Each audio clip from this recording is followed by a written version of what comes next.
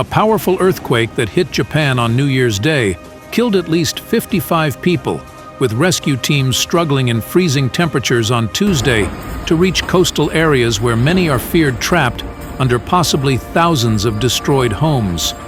Local reports said this was Japan's first such warning since 2011, when a powerful earthquake tore through the northeast and unleashed waves up to 40 high.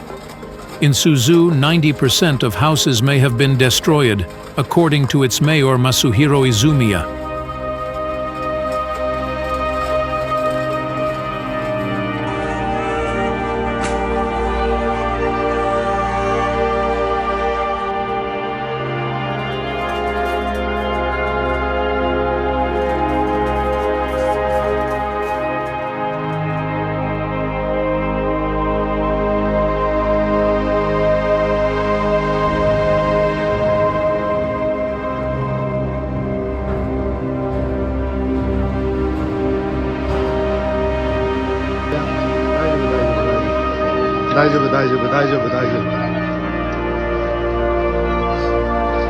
Uwa, これやばい。